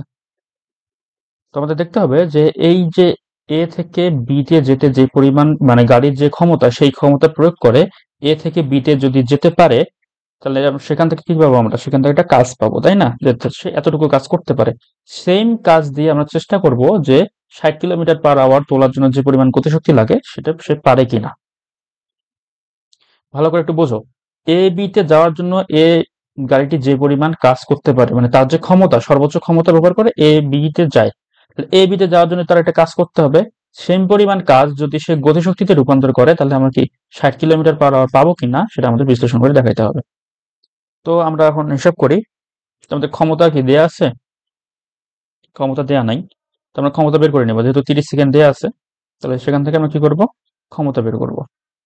এখন দেখো তোমরা বলতে পারো যে ক্ষমতা কেন বের করা দরকার, কারণ এখানে একবার বলছে 30 সেকেন্ড আর পরের বার কিন্তু 10 সেকেন্ড। তো আমরা কি জানি ক্ষমতা equals to P equals to কি, ডাব্লিউ বাই টি। সেটা 30 সেকেন্ডের জন্য একরকম হবে, 10 সেকেন্ডের জন্য একরকম হবে, তাই কি? না, তাই না, কারণ ক্ষমতা সেম থাকবে, তাহলে আমাদের কি হবে, কাজ চেঞ্জ হবে। কাজ কিভাবে চেঞ্জ হবে, W equals two P T, আমাদের ক্ষমতা কিন্তু সেম থাকবে, জাস্ট টি চেঞ্জ হওয়ার কারণে কি হবে, কাজ চেঞ্জ হয়ে যাবে। তাহলে আমরা আগে ক্ষমতা বের করে নেই, ক্ষমতা P equals to W by T, প্রথমবারের জন্য 30 সেকেন্ডের জন্য কত হচ্ছে, 1800 ছিল, পরে 60 কেজি যোগ করছে, মানে কি 1860 ইন্টু 9.8 ইন্টু কত হচ্ছে, দেখো আমাদের কিন্তু উচ্চতা নিয়ে কাজ করতে হবে সবসময়, বিসি নিয়ে কাজ করতে হবে। বিসি কত, বিসি হচ্ছে 100 সাইন 30, 100 সাইন 30 মানে কি 50, সাইন 30 মানে হাফ, আমরা এখানে 50 দিলাম, ডিভাইড বাই টি কত, টি হচ্ছে 30 সেকেন্ড। যদি এটা দিয়ে আমরা ক্যালকুলেশন করি, 30380 এত ওয়াট আমাদের ক্ষমতা। এখন সেম ক্ষমতা দিয়ে আমরা কি করব, এই যে গাড়িটা এই দিকে যাচ্ছে, মানে অনুভূমিক রাস্তায় যে চলবে, সেটার জন্য আমরা ব্রেক বের করা ট্রাই করবো, ঠিক আছে? তাহলে 10 সেকেন্ডের জন্য আমাদের কি হচ্ছে, ডাব্লিউ ইকুয়ালস টু পিটি, তাহলে পি কত, পি হচ্ছে 30380, এবং সময়টা কত হবে, এবং এখন 10 সেকেন্ড হবে। তাহলে সেম ক্ষমতা নিয়ে সে 10 সেকেন্ডে কি পরিমাণ শক্তি খরচ করবে, 303800, জাস্ট একটা শূন্য বেড়ে যাবে, এত জুল। এখন দেখবো এই এত জুলে আমরা 60 কিলোমিটার পার আওয়ার এই এই বেগটা পাই কিনা। তাহলে আমরা কি জানি, কৃতকাজের কষ্ট গতিশক্তির পরিবর্তন, ঠিক আছে? এখন দেখো স্থির অবস্থা থেকে শুরু করছে, তার মানে কি আদি গতিশক্তি কত, জিরো, তাহলে গতিশক্তির পরিবর্তন কি, ওই 10 সেকেন্ড পরে যেটা হবে সেটাই। তারপরে লিখি W equals to del E K equals to কি, এখন দেখো half M V one square minus, sorry V two square minus half M V one square, V one মানে আদি আদি বেগ কত ছিল, জিরো ছিল, তাহলে এটা বাদ, তার মানে কি W equals to half M V square. তো এখান থেকে আমরা কি করব, ভি বের করব। তাহলে ভি ইকুয়ালস টু কত আসছে, জাস্ট এখানে ডাব্লিউর জায়গায় এইটা বসাবো ক্যালকুলেটরে। আচ্ছা না, এটা ভালো করে লিখি, তাহলে ভি ইকুয়ালস টু কত আসছে, root over 2w divided by M. তাহলে এখন যদি আমরা মান বসাই, 2 into 30380 divided by M, then root over যদি করি, তাহলে কত আসে, 18.07 এত মিটার পার সেকেন্ড। এটাকে যদি এখন আমরা কি করি, কিলোমিটার পার আওয়ারে নিয়ে যাই, অথবা আমাদের কি 60 কিলোমিটার পার আওয়ার দেওয়া আছে, 60 কিলোমিটার পার আওয়ারে আমরা মিটার পার সেকেন্ডে নিয়ে আসি, তাহলে কি হচ্ছে 60 × 1000 ডিভাইডেড বাই 3600, কত আসে? আসে হচ্ছে 16.67 মিটার পার সেকেন্ড। তাহলে কি আমরা 10 সেকেন্ডে এত মিটার পার সেকেন্ড তুলতে পারি, কিন্তু প্রশ্নে বলেছে এত তোলা যাবে কিনা, তার মানে কি তার চেয়ে প্রশ্নে যেটা বলেছে তার চেয়েও কিন্তু আমরা বেশি তুলতে পারবো, তাহলে কি অত বেগ অর্জন করতে পারবে।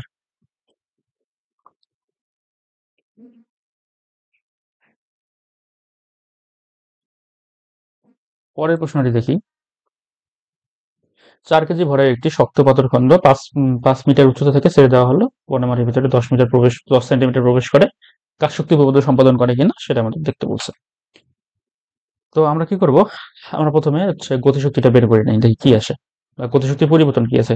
এখন যেহেতু উপর থেকে ছেড়ে দিচ্ছে, তার মানে আদিবেগ 0 ছিল, তার মানে কি আমাদের জাস্ট এমভি, হাফ এমভি স্কোয়ারটা কি হবে, আমাদের কাজ হিসাবে থাকবে, ঠিক আছে। তাহলে হাফ এমভি স্কোয়ার কত আসে দেখি, তাহলে হাফ ইন্টু এম কত, এম হচ্ছে 4 কেজি, 4। এখন দেখো আমাদের ভিটা বের করে নিতে হবে, ভিটা বের করে আমরা এখানে বসাবো। তাহলে ভি বের করে কেমনে বসাবো, তাহলে দেখো আমরা কি জানি, V square equals to U square plus 2GH, U যেহেতু 0 তাহলে কি হচ্ছে 2 × 9.8, এবং এইচ কত, এইচ হচ্ছে 5 মিটার। তাহলে এখান থেকে আমরা ভি স্কোয়ারের মান কত পাবো, মানে ভি স্কোয়ার বলতে ভি এর মান যদি একবারে বের করি রুট করে ইন্টু 5, তাহলে কত আসে 9.9 মিটার পার সেকেন্ড। তো আমরা এখানে বসে 9.9 স্কোয়ার। তাহলে এখান থেকে আমরা গতিশক্তি কত পাচ্ছি, গতিশক্তি পাচ্ছি হচ্ছে 196.02 এত জুল।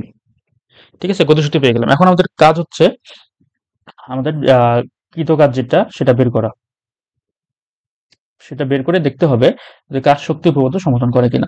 এখন দেখো রডটি কি করেছে, রডটি হচ্ছে মাটির ভিতরে 10 সেন্টিমিটার প্রবেশ করেছে। তাহলে আমাদের চিত্রটা একটু যদি চিন্তা করি,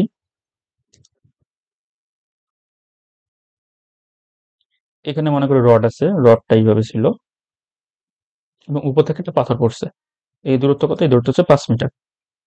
করার পর কিন্তু রডটা কিন্তু মাটির ভিতরে আরো প্রায় 10 সেন্টিমিটারের মতো ঢুকে গেছে, এটাকে আমরা এক্স ধরলাম, ঠিক আছে, এক্স ইকুয়ালস টু 10 সেন্টিমিটার। এই যে 10 সেন্টিমিটার হলো, এই 10 সেন্টিমিটার ভিতরে ঢুকতেছে, ঢোকার কারণে এখন কি হচ্ছে 10 সেন্টিমিটার দূরে গিয়ে কিন্তু থেমে গেছে। কেন থেমে গেছে, মাটির বাধাদানকারী বলের কারণে। এই যে মাটির বাধাদানকারী বল এবং এই যে 10 সেন্টিমিটার দূরত্ব, এর জন্য আমরা একটা কাজ পাবো, W equals to F S. তো যেহেতু আমরা এখানে এফ এক্স ধরছি, তাহলে আমরা W equals to F x লিখি, ঠিক আছে। তাহলে এখন এক্স তো জানি, এফ তো জানি না, এখন আমাদের কাজ হচ্ছে এফটা বের করে নেওয়া। এফ আমরা এখন কেমনে বের করবো, দেখো এখানে আমরা এফটা বের করে নিই। এফ বের করার জন্য আমরা কি জানি, F equals to M A, M জানা আছে, তাহলে এ বের করতে হবে আমাদের, তাই না।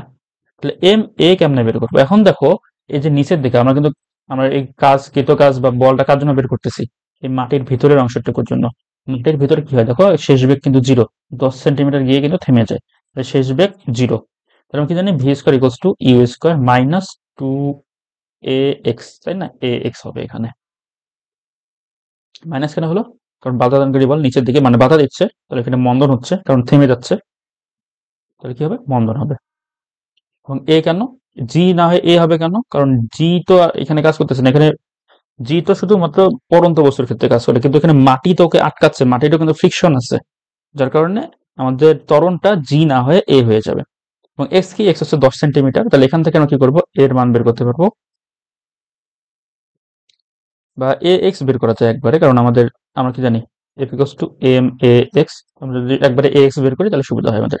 তাহলে এ এক্স ইকুয়ালস টু কি, এক্স ইকুয়ালস টু হচ্ছে ইউ স্কোয়ার বাই 2, তার মানে কত হচ্ছে 9.9 স্কোয়ার ডিভাইডেড বাই 2, এটা যদি হিসাব করি আমাদের 49 আসে।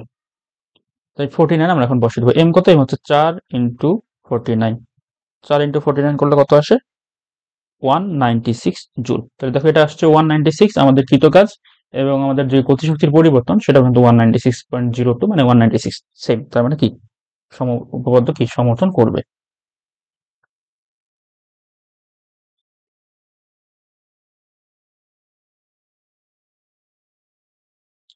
আমরা যদি এর পরের ম্যাথে যাই, তো দেখো আমাদের এর পরের যে টাইপটি রয়েছে সেটি হচ্ছে ক্ষমতা। তো ক্ষমতা কি? ক্ষমতা কিছুই না, ক্ষমতা just P equals to W by T, মানে এক সময় আমরা কি পরিমাণ কাজ করতে পারি, তাই না? এখন এটাকে কিন্তু আরো কিভাবে লেখা যায়? এখন ডাব্লিউ কি? ডাব্লিউ হচ্ছে এফএস, এফএস বাই টি। তাহলে এটাকে আমরা এভাবে লিখতে পারি F into S by T. আবার দেখো এস বাই টি মানে কি? স্মরণ বাই সমান মানে কি? বেগ। আর এটাকে লেখা যায় এফ ভি। তাহলে আমরা কি করতে পারি? আমরা হচ্ছে ক্ষমতার এইটা একটা সূত্র, এটা একটা সূত্র, এটা একটা সূত্র, এগুলো আমরা ইউজ করতে পারি আমাদের কাজের ভিত্তিতে।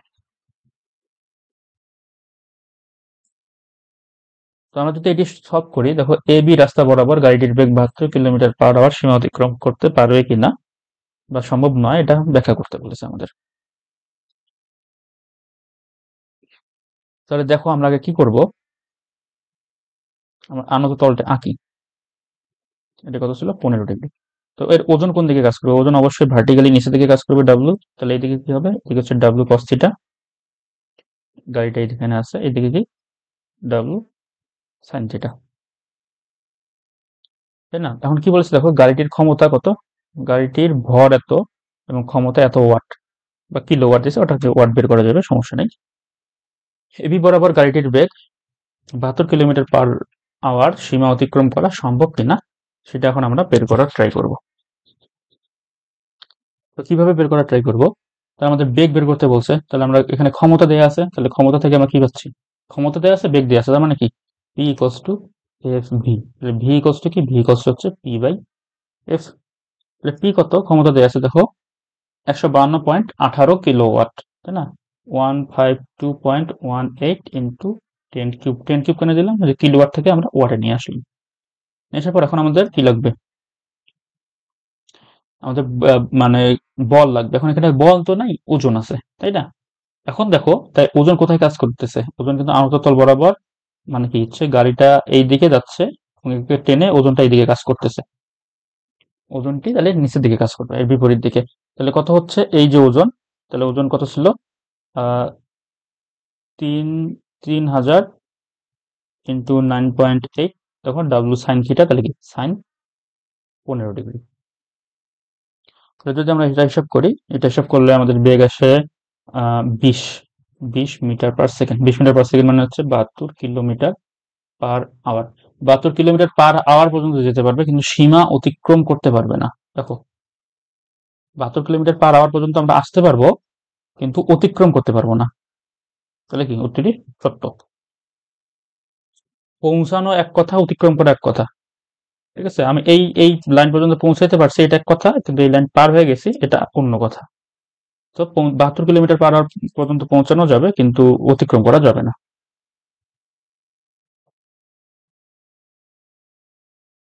এরপরে এটা দেখো, চট্টগ্রাম 22। এত এত যে আছে, গাড়িটির ইঞ্জিনের অশ্ব ক্ষমতা বের করতে বলছে। তো অশ্ব ক্ষমতা কিভাবে বের করবো আমরা? আমরা কি জানি? ক্ষমতা, পাওয়ার, পাওয়ার ইকুয়ালস টু কি? পাওয়ার ইকুয়ালস টু হচ্ছে কাজ ডিভাইডেড বাই টাইম। তো আমরা এখন কাজ বের করার ট্রাই করব। তো কাজ কিভাবে বের করব? দেখো, 1800 কেজি হচ্ছে ভর এবং 60 কেজি হচ্ছে ড্রাইভার, মানে টোটাল ভর কত? 1860 কেজি। এবং সেটি কোথায় দেখো, সেখান থেকে আমাদের কিন্তু এখন ডাব্লু মানে কি? ডাব্লু মানে হচ্ছে কৃতকাজ। কৃতকাজ মানে কি? F S. এখন আমাদের এফ কিন্তু নাই, এফ এর জায়গায় আমরা কি করবো? ডাব্লু ইউজ করব, মানে ওজন ইউজ করব। ঠিক আছে, আমাদের এখানে বলের জায়গায় আমরা কি করব? ওজন ইউজ করব। তাহলে যদি ওজন ইউজ করি, এক কথা আমরা তাহলে এখানে ডাব্লু জায়গায় কি লিখতে পারি? M G H divided by T, এটা ইউজ করবো সরাসরি। যেটা কত হচ্ছে? 1860 ইন্টু 9.8। জি কত? এইচ কত? এইচ আমরা এখান থেকে বের করবো, বিসি। তাহলে দেখো এটা কত আসতেছে? 100 sin 30। আমাদের উচ্চতা নিয়ে কাজ করতে হবে, কখনো আনতল আনততল নিবা না। তাহলে কত হচ্ছে? 100 sin 30 মানে কত? 50, কারণ sin 30 মানে হাফ, ডিভাইডেড বাই টি কত? টি হচ্ছে 30 সেকেন্ড। তাহলে 30 সেকেন্ড আমরা যদি বের করি, তাহলে কত আসে? 30380 এত ওয়াট। কারণ কিসে বলছে? হর্স পাওয়ারে বের করতে বলছে। তাহলে 1 হর্স পাওয়ারে কত আসে? তাহলে অশ্ব ক্ষমতা, অশ্ব ক্ষমতা মানে তাহলে কত হচ্ছে? 30380 ডিভাইডেড বাই 746 ওয়াট। ঠিক আছে, 746 ওয়াট দিয়ে ভাগ করতে হবে, মানে 1 হর্স পাওয়ার হচ্ছে 746 ওয়াট। তাহলে এখান থেকে আমরা কত পাবো? 40.7 হর্স পাওয়ার। ঠিক আছে, তাহলে গাড়িটির ইঞ্জিনের অশ্ব ক্ষমতা কত? 40.7 হর্স পাওয়ার।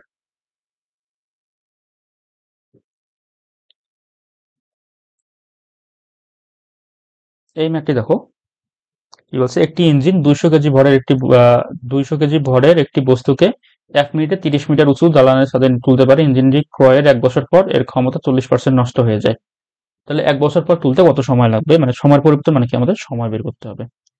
তো প্রথমবার হচ্ছে 30 মিনিট, কত বলে 1 মিনিট সময় লাগে 60 সেকেন্ড, এবং পরের বার আমাদের কত সেকেন্ড আছে সেটা দেখতে হবে। কিন্তু যেহেতু বলছে ক্ষমতা 40% নষ্ট হয়, তার মানে আমাদের প্রথমবার ক্ষমতা বের করতে হবে, তারপর সেখান থেকে 40% বাদ দিতে হবে। তাহলে P1 ইকুয়ালস কি, যেহেতু 30 মিটার উপরেই তুলবে, 200 কেজিকেই তুলবে, তার মানে কি আমাদের কাজ সেম থাকবে। তাহলে W divided by T1, W divided by T1, তাহলে mgh divided by T1, 200 into 9.8 into H কত 30 ডিভাইডেড বাই T1 কত, T1 হচ্ছে 1 মিনিট মানে 60 সেকেন্ড। এখান থেকে যদি আমরা হিসাব করি তাহলে আসে 980 ওয়াট। এখন কি হচ্ছে 40% ক্ষমতা নষ্ট হয়ে যায়।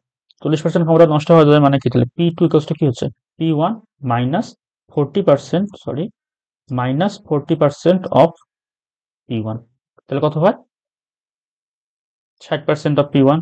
তাহলে 60% অফ P1 মানে 980 ইন্টু 0.6, তাহলে কত হচ্ছে 588 ওয়াট।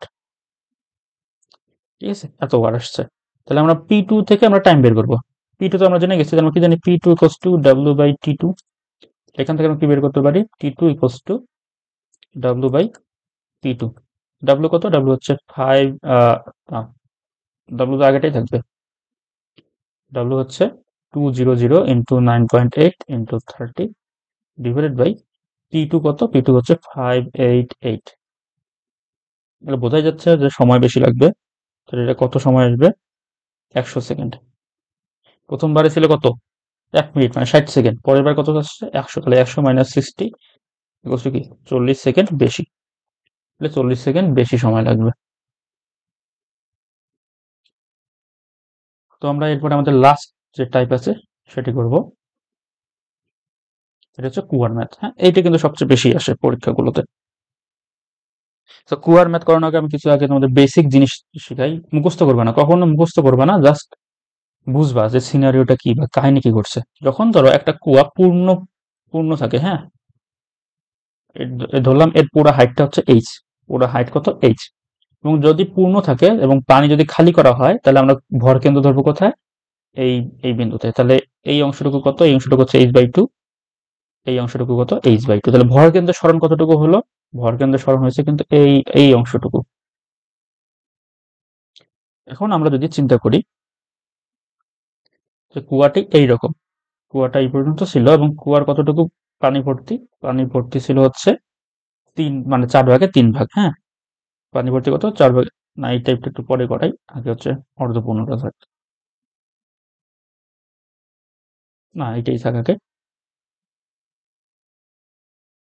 তাহলে দেখো দেখো h/4, এই অংশটুকু কত, এই অংশটুকু হচ্ছে h/4, মানে 4/1 ফাঁকা, তাহলে কতটুকু পানি আছে, পানি আছে হচ্ছে 3 ভাগ, মানে 4/3, তাই না? তাহলে 3h/4 এতটুকু পানি আছে, এইটা পানি, আর এখানে পুরোটাই পানি ছিল।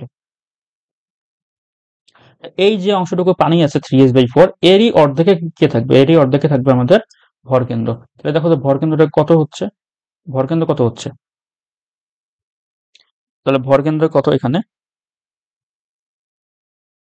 ভরকেন্দ্র 3h/4 এবং তারই অর্ধেক মানে কি 1/2, তাহলে কত হচ্ছে 3h ডিভাইডেড বাই 8। তাহলে ভরকেন্দ্রের সরণ, এখন দেখো ভরকেন্দ্রের সরণ তুমি দুই ভাবে কাউন্ট করতে পারো। একটা হচ্ছে এই অংশটুকু কত, এই অংশটুকু হচ্ছে 3h/8 প্লাস হচ্ছে h/4, তাহলে পুরাটাই ভরকেন্দ্রের সরণ। অথবা আমি যদি পুরা h থেকে এই অংশটুকু কিন্তু 3h/8, এই অংশটুকু কিন্তু 3h/8, ঠিক আছে, অন্য কালারে লিখি, এই অংশটুকু কিন্তু 3h/8। তাহলে আমি যদি টোটালটা যদি h ধরি, পুরাটা যদি h ধরি, h থেকে যদি এতটুকু বাদ দিয়ে দেই, এই অংশটুকু যদি বাদ দিয়ে দেই, তাহলে যেটুকু থাকে সেটুকু কিন্তু আমার ভরকেন্দ্রের সরণ। তো তোমরা দুইভাবেই করতে পারো। তাহলে ভরকেন্দ্রের সরণ কি হবে, ভরকেন্দ্রের সরণ হচ্ছে 3h/8, তার সাথে কতটুকু যোগ হবে h/4, কারণ পানি কি করতে হবে, এই অংশটুকু উঠতে হবে, তারপরে আবার h/4 অংশ উঠতে হবে। তাহলে এটা হিসাব করলে আমাদের কত আসে 5h/8। অথবা এইভাবে করতে পারো তোমরা, পুরোটা থেকে আমরা 3h বাদ বাই 8 বাদ দিব, তাহলে কত থাকে 5h/8।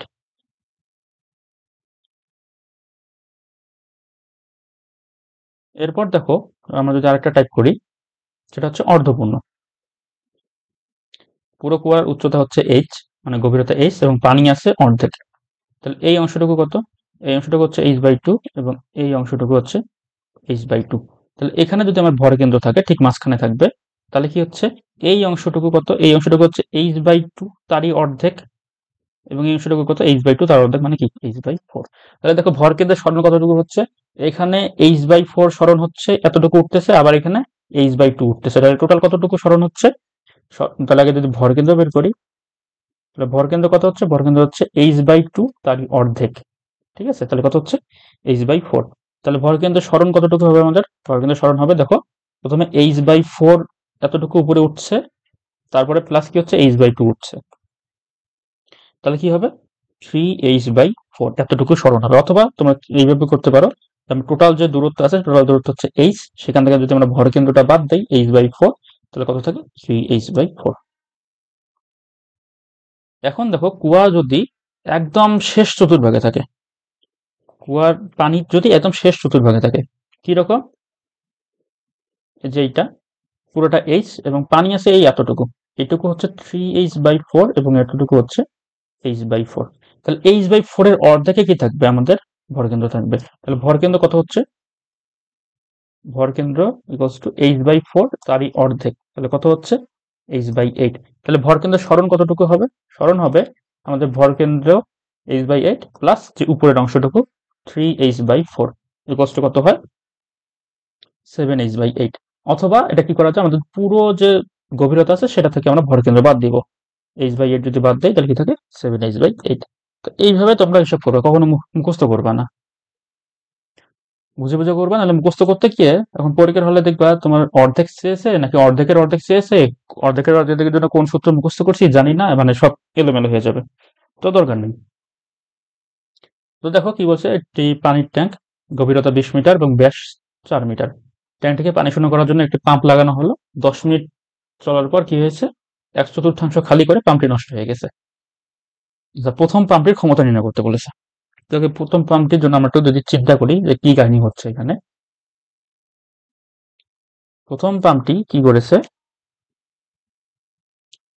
প্রথমে পানি পূর্ণ ছিল, ঠিক আছে, তারপরে কি করছে 1/4 খালি করেছে। তাহলে এতটুকু নিয়ে আমাদের কাজ, 1/4 মানে কি, এটা হচ্ছে h/4। h/4 খালি করেছে, তার মানে কি এই h/4 এর যে অর্ধেক ছিল সেই অর্ধেকে কিন্তু এর ভর কেন্দ্র। তাহলে আমরা এখান থেকে কি পাচ্ছি, ভর কেন্দ্র, ভর কেন্দ্র কত হচ্ছে, ভর কেন্দ্র হচ্ছে h/4 তারই অর্ধেক, মানে কত h/8। তাহলে ভর কেন্দ্র কত h/8। তাহলে ভর কেন্দ্র সরণ কি, ওই ভর কেন্দ্র সরণ কিন্তু ওই অতটুকুই হবে, h/8ই হবে। ভর কেন্দ্র সরণ কি ওই h/8ই থাকবে, কারণ আমরা নিচের টুকু তো পানি, এতটুকু তো আমরা কাউন্ট করবো না, আমরা জাস্ট উপরের টুকু যতটুকু খালি করছে ততটুকু তুমি ধরে নাও যে তোমাদের কুয়া এতটুকু, তাহলে লেটা চুকে যাচ্ছে। তাহলে এখন কি করবো দেখো, তাহলে ভর কেন্দ্রের সরণ কত হচ্ছে, সরণ ইকুয়ালস টু h/8 মানে কত, আমাদের 20 ছিল, 20/8 মানে কত হচ্ছে আড়াই, 2.5 মিটার। তাহলে ভর কেন্দ্র যদি সরণ এরকম হয় তাহলে ক্ষমতা বের করতে পারবো না আমরা। তাহলে ক্ষমতা কি, mg(h' ধরলাম ভরকেন্দ্রের সরণ ডিভাইডেড বাই টি। তাহলে এম কত, এখন এম বের করতে হবে আমাদের। দেখো এই যে h/4 অংশ ছিল, ওই পরিমাণে যে পানি ছিল সেই পানির ভর কত সেটা আমাদের বের করতে হবে। এখন আমরা এম কি জানি, M equals to rho V, কারণ কি রো ইকুয়ালস টু এম ভাগ ভি। তাহলে রো কত, রো হচ্ছে 1000। এখন দেখো ভি কত, আমরা হচ্ছে ভি বের করবো। এখন বলেছে যে কতটুকু পানি খালি করেছে, 1/4। তাহলে আমরা পুরাটাই, পুরা কুয়ার আগে আয়তনটা যদি বের করতে চাই, পুরা কুয়ার আয়তন কত, পাই আর স্কোয়ার এইচ, কিন্তু কতটুকু খালি করেছে অর্ধেক, তার মানে কি, মানে 1/4, তাহলে কি 1/4, ঠিক আছে। তাহলে এটা যদি এখন আমরা হিসাব করি 1000 ইন্টু 1/4 ইন্টু পাই, পাই থাকলো আর কত, দেখো 4 মিটার কিন্তু ছিল ব্যাস, তার মানে কি 2 স্কোয়ার ইন্টু গভীরতা কত, গভীরতা হচ্ছে 20। তাহলে হিসাব করলে কত থাকে আমাদের 62.83 10⁻³ কেজি, এত আমাদের ভর। তাহলে আমরা জাস্ট এখন সেই ভরটা দিব এখানে, কি 62.83 ইন্টু 10⁻³ ইন্টু 9.8, এবং আমাদের এইচ প্রাইম কত ছিল? এইচ প্রাইম ছিল হচ্ছে 2.5, মানে h/8 ছিল। 2.5 ডিভাইডেড বাই কত সময় ধরে ছিল? 10 মিনিট। তাহলে কত হচ্ছে এখানে? 10 ইন্টু 60। তাহলে এটা যদি পুরোটা তোমরা হিসাব করো,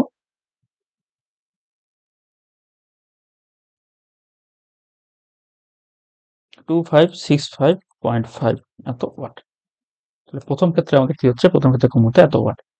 এবং দ্বিতীয়টা কি করছে? দ্বিতীয় পাম্প 20 মিনিটে পানি শূন্য করে। তাহলে উভয় পাম্পের মধ্যে কোনটির অশ্বক্ষমতা বেশি, সেটা আমাদের বের করতে হবে। তাহলে এখন আমরা দ্বিতীয় পাম্পের ক্ষেত্রে যদি হিসাব করি, দ্বিতীয় ক্ষেত্রে, তাহলে দ্বিতীয় ক্ষেত্রে আমাদের পানি কতটুকু আছে? পানি কিন্তু আছে কত? 4/3 তাই না? দ্বিতীয় ক্ষেত্রে আমাদের পানি কতটুকু আছে? পানি আছে 4/3। কি? 3h/4। তাহলে ভর কেন্দ্র কত? তাহলে ভর কেন্দ্র ঠিক মাঝখানে থাকবে। তাহলে কি? 3h/4 into half. তাহলে কত হচ্ছে? 3h/4 × 8, তাই না? এখানে থাকতেছে। এখন দেখো তাহলে ভর কেন্দ্রের সরণ কতটুকু হবে? ভর কেন্দ্রের সরণ হবে 3h/8 প্লাস এই অংশটুকু কত ছিল? এই অংশটুকু ছিল হচ্ছে h/4। তাহলে 3h/8 প্লাস h/4, তাহলে কত হচ্ছে? 5/8h। তাহলে কত হচ্ছে? h কত ছিল? h ছিল 20। তাহলে 5/8 টাইমস 20, এটা কত আসে? 100। 108 হচ্ছে, 100/8 হচ্ছে 12.5 এত মিটার। তো এত মিটার যদি হয় তাহলে কি এটা h প্রাইম আমাদের। এবং এইখানে পানির ভর কত? m = 1000 ইন্টু, তাহলে দেখো এখন কতটুকু বাকি আছে?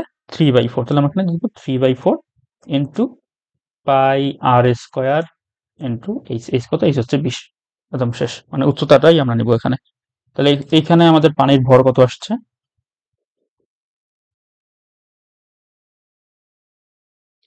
188.5 ইন্টু 10³ কেজি, এত কেজি আসছে। ঠিক আছে, তাহলে এখন কি করবো? আমরা P2 বের করতে পারবো। তাহলে P2 কত? P2 হচ্ছে mgh প্রাইম ডিভাইডেড বাই টি। পরেরটি কত মিনিটে? 20 মিনিটে মনে হয়, 20 মিনিটে পানি শূন্য করে।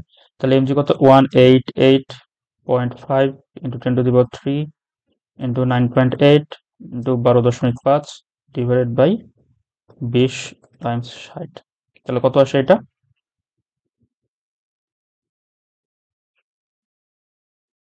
19242.25 এত ওয়াট। এবং প্রথমবার আমরা কত পেয়েছি? প্রথমবার পেয়েছি হচ্ছে আমরা এত ওয়াট। এখন জাস্ট এগুলোকে আমরা কি করব? 746 দ্বারা ভাগ করব। এটাকেও 746 দ্বারা ভাগ করব। ভাগ করলে আমরা হর্স পাওয়ার পেয়ে যাব।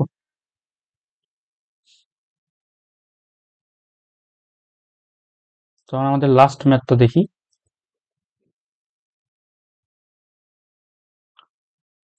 কি বলেছে? একটি ছাত্রাবাসে পানির রিজার্ভ ট্যাঙ্কের দৈর্ঘ্য, প্রস্থ, উচ্চতা দেওয়া আছে। মানে এখান থেকে আয়তন বের করতে পারবো। ট্যাঙ্কটি 2/3 পানি দ্বারা পূর্ণ হয়েছে। কতটুকু? 2/3 পানি দ্বারা পূর্ণ হয়েছে। 50 মিটার উঁচুতে পানি তোলার জন্য ছাত্রাবাসে এত ক্ষমতা সম্পন্ন একটি মোটর ব্যবহার করা হলো, যার দক্ষতা হচ্ছে 80%। তাহলে অর্ধেক পানি তোলার পর বিদ্যুৎ চলে গেলে পাম্পটি বন্ধ হয়ে যায়। তাহলে বিদ্যুৎ চলে যাওয়ার পূর্বে পানি তোলার জন্য ব্যয়িত শক্তি নির্ণয় করতে বলেছে। তো আমরা এখন একটু চিন্তা করি যে রিজার্ভ ট্যাঙ্কটা কতটুকু ছিল। এটা আমাদের রিজার্ভ ট্যাঙ্ক ছিল, ঠিক আছে? এটা আমাদের রিজার্ভ ট্যাঙ্ক ছিল, এবং যেখানে পানি ছিল কতটুকু? পানি ছিল 2/3 ধরি। তাহলে পানি ছিল 2/3 এই পর্যন্ত। এই অংশটুকু কত? 2h/3। এবং উপরে কতটুকু তোলে? 50 মিটার, কিন্তু উপরে আরো তোলে। হ্যাঁ, এই অংশটুকু কত? 50 মিটার। এখান থেকে 50 মিটার আরো উপরে তুলতে হবে। তাহলে আমাদের ভর কেন্দ্র কোথায়? ভর কেন্দ্র হচ্ছে এখানে। এখন দেখো বিদ্যুৎ যাওয়ার আগে পর্যন্ত কি করে? যেটুকু পানি আছে তার অর্ধেক পানি তোলার পর কিন্তু বিদ্যুৎ চলে যায়। তাহলে তাহলে এই অংশটুকু কত? এই অংশটুকু কত? এই অংশটুকু কি? 2h/3 এর অর্ধেক, তাই না? তাহলে 2h/3 তারই অর্ধেক। তাহলে কত হচ্ছে? h/3। এখন h/3, তাহলে আমাদের পানি কতটুকু তুলতে পেরেছে? আমাদের পানি তুলতে পেরেছে হচ্ছে এই পরিমাণ, ঠিক আছে? এই পরিমাণ পানি তুলেছে। এখন দেখো এই পরিমাণ পানির জন্য আমাদের ভর কেন্দ্র কাউন্ট করতে হবে। যতটুকু তুলছে, নীল অংশটুকু যেটা দেখতেছো, এটার জন্য আমাদের ভর কেন্দ্র কাউন্ট করতে হবে। যে নীল অংশটুকু দেখতেছো, এইটার জন্য আমরা ভর কেন্দ্র কাউন্ট করব। তাহলে দেখো এখানে দিলাম, আমি দিলাম ভর কিন্তু ধরো এখানে থাকলো, তাহলে এই অংশটুকু আমরা কত পেয়েছি, এই অংশটুকু পেয়েছি two two H by three এর অর্ধেক এই অংশটুকু, মানে কি এইচ বাই থ্রি, এবং তারই অর্ধেক কি হবে আমাদের ভর কেন্দ্র। তাহলে ভর কেন্দ্র কত হবে, ভর কেন্দ্র হবে এইচ বাই থ্রি তারই অর্ধেক, তাহলে কত হচ্ছে এইচ বাই সিক্স। তাহলে ভর কেন্দ্রের স্মরণ কতটুকু হচ্ছে, এতটুকু হচ্ছে এইচ বাই সিক্স, এবং এতটুকু কত ছিল, এতটুকু হবে, তাহলে এখানে যদি টু এইচ বাই থ্রি থাকে তাহলে এটা কত এইচ বাই থ্রি, মানে এটা এক তৃতীয়াংশ, দুই তৃতীয়াংশ, তিন তৃতীয়াংশ, তাই না, এইভাবে। তাহলে আমাদের এই অংশটুকু হচ্ছে এইচ বাই সিক্স এবং এই অংশটুকু হচ্ছে এইচ বাই থ্রি, তাহলে আমাদের ভর কেন্দ্রের স্মরণ কত হচ্ছে, H prime equals to H by six plus H by three. তাহলে আমরা যদি এইভাবে এখন কাউন্ট করি তাহলে এইচ কত, এইচ হচ্ছে 1.2, তাহলে 1.2 ডিভাইডেড বাই সিক্স, আচ্ছা তার সাথে কিন্তু 50 মিটার আছে, তাহলে প্লাস 50, তাহলে 1.2 divided by six plus 1.2 divided by three plus 50, তাহলে এটা হিসাব করলে কত আসছে আমাদের 50.6 মিটার। তাহলে এখন আমরা কি করতে পারবো, এখন আমরা ডাব্লিউ বের করতে পারবো। তাহলে ডাব্লিউ ইকুয়ালস টু কি, ডাব্লিউ ইকুয়ালস টু হচ্ছে M G H prime divided by T, তাহলে এম কত, এখন আমরা এম আবার ওই আগের মতো করে বের করবো।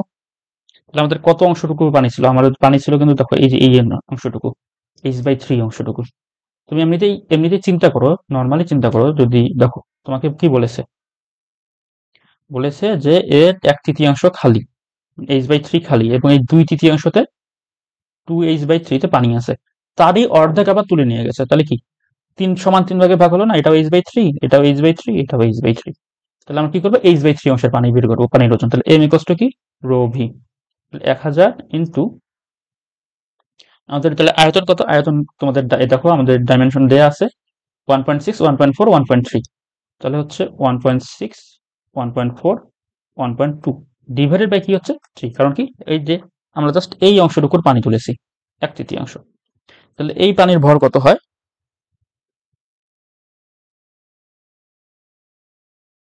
896 কেজি। তো আমরা বসাই 896 into 9.8 into 50.6 divided by time কত দেয়া আছে, শক্তি বের করতে বলছে, সরি শক্তি বের করতে বলছে,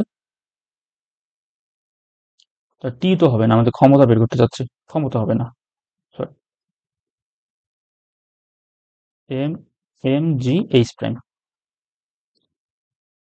ঠিক আছে, এম জি এইচ প্রাইম। তাহলে আমাদের ক্ষমতা কত হচ্ছে, ক্ষমতা সরি শক্তি হচ্ছে 443 এত জুল। তাহলে এটা কি আমাদের উত্তর। ঘ নাম্বারে কি বলছে দেখো, বিদ্যুৎ চলে যাওয়ার আগে বা পরে কোন ক্ষেত্রে পানি উত্তোলনে সময় বেশি লাগবে, এবং সেটা আমাদের কি বের করতে বলছে।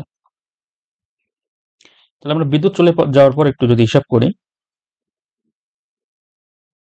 আচ্ছা বিদ্যুৎ চলে যাওয়ার আগে যদি আমরা মানে মান তো আমরা পেয়ে গেছি, ডাব্লিউ কত ছিল, ডাব্লিউ ছিল হচ্ছে 444.3 into 10 to the power 3 joule. তাহলে এখান থেকে আমরা সময়টা বের করতে পারবো ইজিলি। তাহলে সময় কি হবে, T one, T one equals to কি হচ্ছে ডাব্লিউ বাই পি, তাহলে কত হচ্ছে 444.3 into 10 to the power 3 divided by P কত, ক্ষমতা আমাদের বের করতে হবে, ক্ষমতা কি বের করেছি, দেখো ক্ষমতা কই গেল, ক্ষমতা হচ্ছে 55 পয়েন্ট মানে 5.5 কিলো ওয়াট, এবং কর্মদক্ষতা কত 80%। তাহলে আমরা এখান থেকে ক্ষমতা বের করতে পারবো, দেখো কত ছিল 5.5 কিলো ওয়াট, মানে কি ইন্টু 10 টু দি পাওয়ার 3, এবং কত ছিল এটা 80%, মানে কি ইন্টু 0.8। তো এটা যদি আমরা হিসাব করি তাহলে কত আসে, 4400 এত ওয়াট। যারা ব্যাপারটা বোঝে না একবার ভালো করে চিন্তা করো, আমাদের দেওয়া আছে ক্ষমতা কত ছিল, ক্ষমতা দেওয়া ছিল হচ্ছে দেখো 5.5 কিলোওয়াট, তাহলে 5.5 কে আমরা জাস্ট কিলোওয়াট থেকে কোথায় নিয়ে আসছি, ওয়াটে নিয়ে আসছি, এবং কর্মদক্ষতা ছিল কি 80%, 80% মানে কি 0.8, 0.8 দিয়ে গুণ করে আমরা পাইছি যে এতটুকু আমাদের কাজ করবে, এতটুকু ক্ষমতা। তাহলে আমরা কি করব, এতটুকু ক্ষমতা দিয়ে দেয় 4400, তাহলে কত হচ্ছে আমাদের সময়, প্রথম ক্ষেত্রে 100.9 এত সেকেন্ড। এবার দ্বিতীয় ক্ষেত্রে আমরা একটু দেখি চেষ্টা করি, তাহলে বাকি যে পানিটুকু আছে সেটুকু কি দ্বিতীয় ক্ষেত্রে তোলা হয়। তাহলে দেখো প্রথম ক্ষেত্রে তো পানি মনে করো যে এক তৃতীয়াংশ কিন্তু ফাঁকা ছিল, 1/3 ফাঁকা ছিল এবং প্রথম ক্ষেত্রে কিন্তু আবার 1/3 তোলা হয়েছে, তার মানে কি পানি আছে একদম শেষের h/3 অংশে। তাহলে এইখানে যদি থাকে তাহলে ভর কিন্তু কত হবে, h/3 তার এবার অর্ধেক মানে কি h/6, তাই না? এটা কিন্তু 50 উপরে, এই অংশটুকু কত, এই অংশটুকু হচ্ছে 2h/3। তাহলে ভর কিন্তু সরণ কতটুকু হচ্ছে, h/3, এটা আমাদের ভর কেন্দ্র, তার অর্ধেক মানে কি, তাহলে আমরা ভর কেন্দ্র পেলাম, তাহলে ভর কেন্দ্র প্লাস 2h/3, 2h/3। তাহলে এটা কি, এটা হচ্ছে আমাদের ভর কেন্দ্রের সরণ, তাই না কি? তাহলে ভর কেন্দ্রের সরণ যদি এইটা হয়, তাহলে এইচ প্রাইম যদি ধরি এটাকে, তাহলে এটা যদি আমরা হিসাব করি এবং তার সাথে কি আছে, কিন্তু 50 মিটার আছে, আলাদা করে 50 যোগ করতে হবে, প্লাস 50, এবং এইচ এর জায়গায় সবগুলোতে 1.2 যদি আমরা হিসাব করি, তাহলে ভর কেন্দ্রের সরণ আসে 51 মিটার। তাহলে এখান থেকে আমরা কি পাবো, আমরা যদি ভর কেন্দ্রের সরণ পেয়েছি, তাহলে আমরা টি পাবো, T2 ইকুয়ালস টু কি, T2 equals to W2 divided by P। W2 মানে কি, W2 মানে হচ্ছে mg h প্রাইম, তাই না, ডিভাইডেড বাই P। এখন দেখো m কিন্তু আগেরটার মতোই, m কিন্তু আগেরটার মতো থাকবে, 896 থাকবে, কারণ কি আগেরটাও কি আমরা তৃতীয়াংশের জন্য, এটা এক তৃতীয়াংশ এক তৃতীয়াংশ এক তৃতীয়াংশ, তো এটার জন্য যেহেতু আমরা ভর বের করতে পারছি, সেম ভরটা এই এক তৃতীয়াংশের জন্যই হবে। তাহলে কত হচ্ছে, 896 into 9.8 into 51 divided by P কত, 4400। তাহলে এক্ষেত্রে আমাদের সময় কত আসে, একটু বেশি হবে, 101.7 সেকেন্ড। তাহলে আমরা এইটা একটা সময় পেয়েছি এবং এইখানে একটা সময় পেয়েছি, তাহলে এই দুটা আমরা কম্পেয়ার করতে পারবো।